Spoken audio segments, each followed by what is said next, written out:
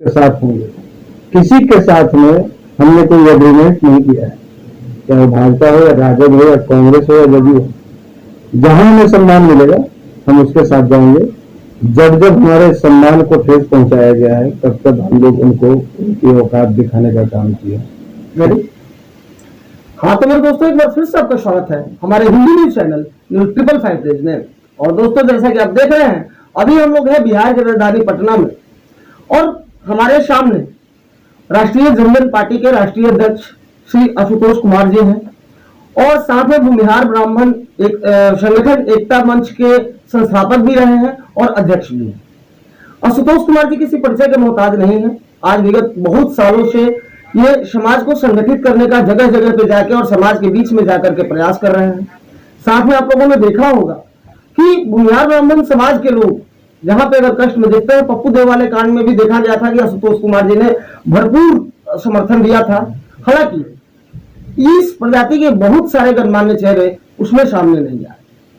ये एक ऐसा समाज रहा है जो शुरू से ही प्रबुद्ध समाज रहा है, लेकिन इनकी एकता जो है हमेशा से एक मिसाल के लायक नहीं रही है। अब आशुतोष कुमार जी इस काम में लगे हुए हैं कि पूरे समाज को संगठित किया जाए। आइए हम बात करते हैं सबसे पहले आशुतोष कुमार जी से। सर, ये बताइए कि सबसे पहले तो हम लोग जिस समाज को संगठित करने चले हैं, ये समाज अपने आप में एक प्रबुद्ध समाज है और देखा गया है कि हमें कभी एक मंच पे ये आ नहीं पाया। क्या आकलन करते हैं आप? सबसे पहले तो आपको और आपके तमाम दर्शकों को मेरा प्रणाम है, नमस्कार। बाकी जिस वर्ग के जिस समाज की आप बात कर रहे हैं वो बुद्धिजीवी समाज है और कहा जाता है कि इसमें कार्यकर्ता नहीं होते हैं, घर घर में नेता होते हैं। तो इसको संगठित करने में थोड़ा समय लगेगा और अशिक्षित लोग आसानी से किसी के कहने पर गलत बातों को भी मान लेते हैं, लेकिन यहाँ लोग हर चौक चौराहे पर, हर दरवाजे पर सवाल करते हैं। उनको संतुष्ट करना होता है और जब आपके बातों से, आपके जवाब से वो संतुष्ट हो जाते हैं तो फिर आपको तन मन धन से सहयोग करना शुरू कर देते हैं। तो इस प्रकार से भेड़ चाल चलने वाली प्रजाति नहीं है। एक एक व्यक्ति को व्यक्तिगत रूप से समझाना होता है, तब जाकर आपको समर्थन प्राप्त होता है और इसमें काफी समय लगेगा। हालांकि ये एकता कई हदों पर, कई जगहों पर देखने को मिली है और उसी एकता का परिणाम आप चाहे विगत एमएलसी चुनाव में या उपचुनाव बोझा में आपने देखा और विगत 7 नवंबर 2019 को पटना के गांधी मैदान में एकता देखने को मिली थी और फिर से एक बार 3 मई को पटना के बापू सभागार में जो परशुराम जयंती का आयोजन हम लोग कर रहे हैं इसमें देखने को मिले। तो यह एक बेहतर प्रयास है और बहुत हद तक हम लोग इसमें सफल हो रहे हैं। उम्मीद ही नहीं, पूर्ण विश्वास है कि हम लोग एक दिन, चाहे वो चांद पर बैठा क्यों नहीं समाज का व्यक्ति हो, उसको भी हम लोग एक कर देंगे, वहां तक भी पहुंचेंगे। चलिए, हमारी शुभकामनाएं भी इसके लिए आपके साथ है। और सर, एक बात हमें आप बताइए कि आज जो समाज के जो लोग हैं, जैसे आज बीजेपी इतने दिनों से बिहार में है, कहीं ना कहीं गठबंधन में है और मूल रूप से देखा जाए तो जो भूरे बाल, सीधे भाषा में समझा जाए तो भूरा बाल जो है वोटर रहा है बीजेपी का, इसमें कहीं कोई दुमत नहीं है। लेकिन आज जो इस ट्रैक को चेंज किया जा रहा है, क्योंकि इस प्रजाति की तरफ कोई ज्यादा ध्यान दिया नहीं गया, तो आज जो ट्रैक को चेंज किया जा रहा है वो किस जगह पे चेंज किया जा रहा है? मतलब क्या आशाएं क्या है नेतृत्व को बदलने का? देखिए, हम लोग जहां भी रहे हैं बहुत ईमानदारी पूर्वक रहे हैं और तन मन धन के साथ रहे हैं, मजबूती से रहे हैं।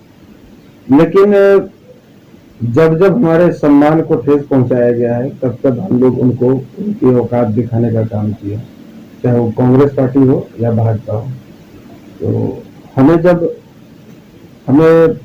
भोजन की भूख नहीं है। हमारे बाप दादा ने इतनी जमीनें छोड़ के रखी हैं हमारे लिए या सहेज कर रखी हैं कि हम लोग उसमें धान चावल उपजा सकते हैं और अपना पेट भर सकते हैं। तो भोजन की भूख नहीं है, सम्मान की भूख है और सम्मान हम लोग चाहते हैं और पार्टियां यदि सम्मान नहीं देगी तो उनको उनकी औकात दिखाई जाएगी। मतलब हुआ कि अगर तेजस्वी यादव को हम लोग आप सपोर्ट करने जा रहे हैं और वहां से भी अगर कुछ ऐसा होता है तो वहां भी फिर आईना दिखाएंगे उनको।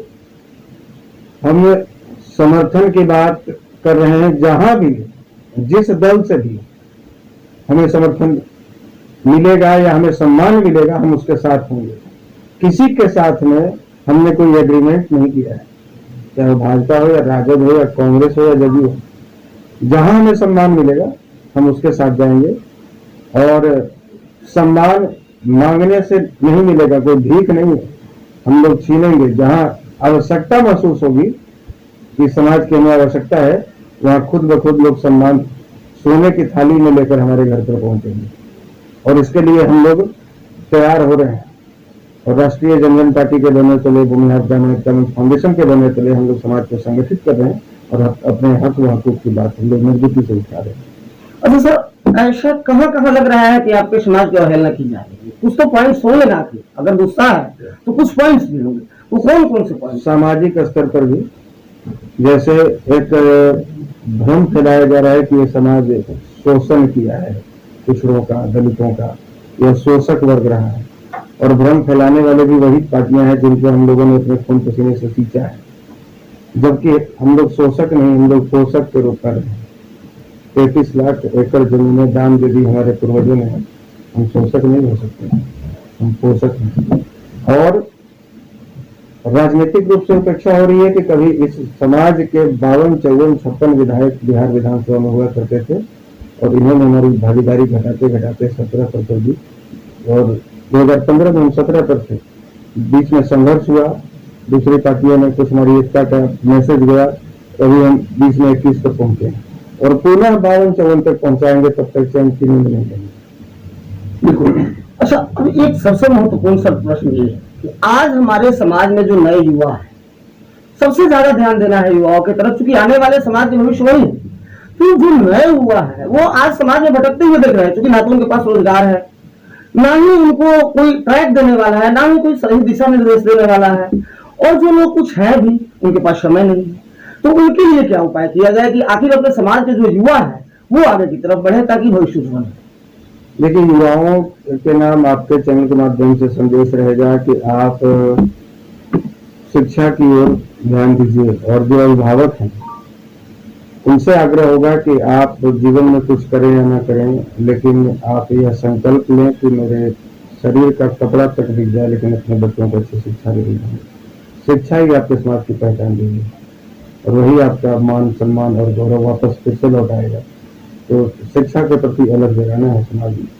और युवाओं को रोजगार तो नहीं मिल रही, खास करके सवर्ण समाज के युवाओं को। ये तो सर्वविदित है, पूरे देश में लोग देख रहे हैं कि 90, 92, 95% नंबर लाकर और अच्छे कॉलेज में दाखिला नहीं मिल रहा है, अच्छे कॉम्पिटिटिव एग्जाम में लोग क्वालिफाई नहीं कर पा रहे हैं।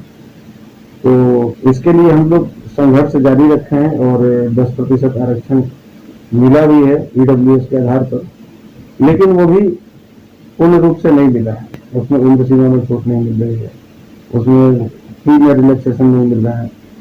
तो हम लोग आगे भी संघर्ष जारी है, और 10% से कुछ होने वाला नहीं है। आज सरकारी शिक्षण संस्थानों की यदि बात करें, सरकारी संस्थानों की बात करें, शिक्षण संस्थान ही नहीं, चाहे वो थाना हो, चाहे वो ब्लॉक हो, चाहे PhD हो, या इरिगेशन हो, या स्वास्थ्य विभाग हो, किसी भी विभाग की बात कर लें, तो उसमें 1.5-2% भागीदारी भूमिहार समाज की बची हुई है, वही 1-1.5% भागीदारी ब्राह्मण समाज की बची हुई है, और वही 1.5-2% भागीदारी राजपूत और टाई समाज की बची हुई है, और शेख सैयद समाज की भी यही स्थिति है। तो जो सवर्ण है उनकी स्थिति अभी बहुत ही दयनीय हो चुकी है, और युवाओं में काफी निराशा है इस बात को लेकर। तो हम लोग इसके लिए संघर्ष जारी रखें, और युवाओं से अपील कर रहे हैं कि आप अपनी पढ़ाई के साथ साथ में अपने आने वाले अधिकारों के लिए संघर्ष कीजिए, और ये आप ही को करना होगा, कोई बाहरी आकर आपके लिए संघर्ष नहीं करेगा। और यदि आने वाली पीढ़ियों को आप चैन से सोते देखना चाहते हैं, तो आज आपको अपनी नींद त्यागनी है, आज आपको संघर्ष करना है। सर, जो अभी 3 मई को जो आपने एक भव्य आयोजन किया है बापू सभागार में परशुराम जयंती का, उसके लिए आप दिन रात मेहनत भी कर रहे हैं, लोग सोशल मीडिया के माध्यम से देख भी रहे हैं, जगह जगह जा रहे हैं, समाज को जोड़ने का प्रयास कर रहे हैं। तो क्या इसको देखा जाए कि भूमिहार समाज के शक्ति प्रदर्शन के रूप में ये 3 मई का एक कार्यक्रम होने वाला है? देखिए, इसमें भूमिहार समाज, ब्राह्मण समाज और अन्य समाज के लोगों को भी हम लोग आमंत्रित कर रहे हैं, क्योंकि भगवान परशुराम जी की जयंती मना रहे हैं, कोई भूमिहार क्या स्पेशल कार्यक्रम नहीं। इसलिए अन्य समाज के लोगों को भी हम लोग आमंत्रित कर रहे हैं और उनको आना भी चाहिए। हम लोग आमंत्रित क्या कर रहे हैं, वो लोग खुशी खुशी कह रहे हैं कि क्या हम लोग भी आशुतोष जी उसमें आ सकते हैं। हमने कहा बिल्कुल आ सकते हैं। भगवान विष्णु के अवतार राम जी हैं, भगवान विष्णु के अवतार कृष्ण जी हैं, उसी प्रकार से भगवान विष्णु के अवतार परशुराम जी हैं। तो जब राम जी रघुकुल में जन्म लिए, लेकिन पूजा तो सब लोग करते हैं। कृष्ण जी यदुकुल में जन्म लिए, पूजा तो सभी करते हैं। इसीलिए भगवान परशुराम जी बुनियाद ब्राह्मण कुल में जन्म लिए, तो उनकी पूजा सभी को करनी चाहिए। सब लोग आइए, जितना अधिकार भगवान परशुराम जी पर हमारा है उतना ही अधिकार आपका है। तो सभी लोग आ रहे हैं।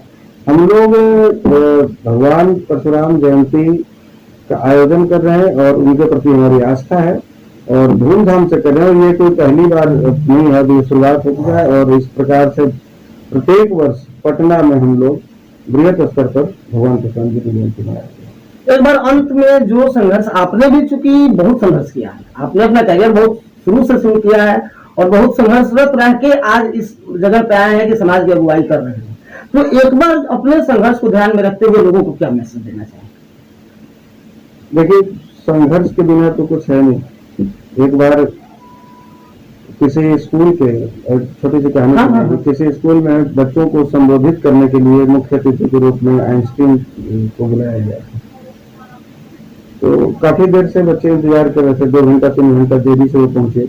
ग्रुप में लोग इंतजार कर रहे थे कि आइंस्टीन आएंगे और अपना लंबा चौड़ा संबोधन करेंगे और हम लोग उनके संबोधन का लाभ उठाएंगे। लेकिन बहुत देर इंतजार करने के बाद जब आइंस्टीन आए तो मंच पर चढ़कर मात्र 2 शब्द कहे और चले गए, लेबर हार्ड। इसके अलावा कोई रास्ता नहीं है, कठिन परिश्रम करना होगा। चाहे किसी भी क्षेत्र में आप कर रहे हो, चाहे वो राजनीति का क्षेत्र हो, चाहे वो व्यवसाय का क्षेत्र हो, चाहे शिक्षा के क्षेत्र हो, चाहे किसी भी नौकरी की बात हो, किसी भी क्षेत्र में समाज सेवा हो, यदि आप शिखर तक पहुंचना चाहते हैं तो संघर्ष ही एक रास्ता है। संघर्ष आपका सकारात्मक दिशा में होना चाहिए, यह जरूर मांग रखता है।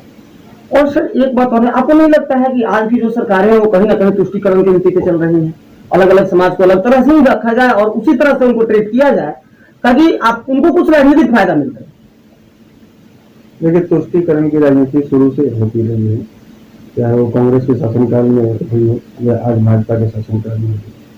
तो कोई मुस्लिम तुष्टीकरण करता है, कोई हिंदू तुष्टीकरण करता है, कोई दलित तुष्टीकरण करता है, कोई पिछड़ा तुष्टीकरण करता है। बेचारे तो केवल अगड़े हैं, इनके तुष्टीकरण की बात कोई नहीं करता। अछूत केवल यही रह जाए, बाकी सब इसके साथ में कोई भेदभाव नहीं। सर वो तो कह रहे हैं कि अछूत बिजली का तार होता है, छूएंगे करंट लगेगा। हाँ, तो अछूत बिजली का तार नहीं है। अछूत जैसे लोग कहते थे ना कि एक डिस्क्रिमिनेशन होता है 2 वर्गों के बीच में, भेदभाव। तो जो लोगों ने भ्रम फैलाया कि दलितों के साथ में अगड़ों ने भेदभाव किया या इस तरीके का जो भी, देखिए हमारा ये मानना नहीं है। हमारा ये मानना है कि भेदभाव तो जरूर होता है, लेकिन गरीबों के साथ अमीरों ने किया, दलितों के साथ अगड़ों ने नहीं किया। आज किसी भी बड़े दलित नेता का नाम ले लीजिए, हम किसी एक व्यक्ति का नाम लेना नहीं चाहेंगे, चाहे वो बिहार के हो चाहे कहीं के हो। आप उत्तर प्रदेश से आए हैं इलाहाबाद से, चाहे वहाँ पे मायावती जी हो, चाहे बिहार के स्वर्गीय रामविलास पासवान जी, 2 बड़े नेता दलित से। आप कितने दिनों तक इनको दलित के घरों में बैठकर, गरीब दलित के घर में जो सुअर पालता हो, जो झोपड़ी में रहता हो, जो फुटपाथ किनारे रात में जाता हो, वहां बैठ कर खाना खाते देखे हैं? उनके यहाँ सोकर रात गुजरते देखे हैं? उनके यहाँ भाईचारे के साथ बैठ के उनके दरवाजे पर रोज चाय पीते देखे हैं? या उनके बच्चों को कहते देखे हैं कि आप लोग अपने बच्चों को पढ़ने भेजिए स्कूल में? या उनका दुख दर्द में कभी पहुंचे? और उसी प्रकार से अगड़ा में भी जो खूब आगे बढ़ जाता है, अरबपति खरबपति हो जाता है, वो अपने गांव का वैसा आ गया जिसका 2 रोटी नसीब नहीं हो, उसका हाल चल कुछ नहीं जाता है। उसका अपना सगा गोतिया भी रहेगा तो उसके यहाँ से न्योता हकारी तक छोड़ देता है। शर्म आता है कि भाई वो बहुत गरीब है, उसके हम कैसे जाए? हम तो अरबपति हैं, हम तो चढ़ते हैं इनोवा गाड़ी पर, हम तो चढ़ते हैं फॉर्च्यूनर पर, हम कैसे चले जाए जिसके यहाँ साइकिल नहीं?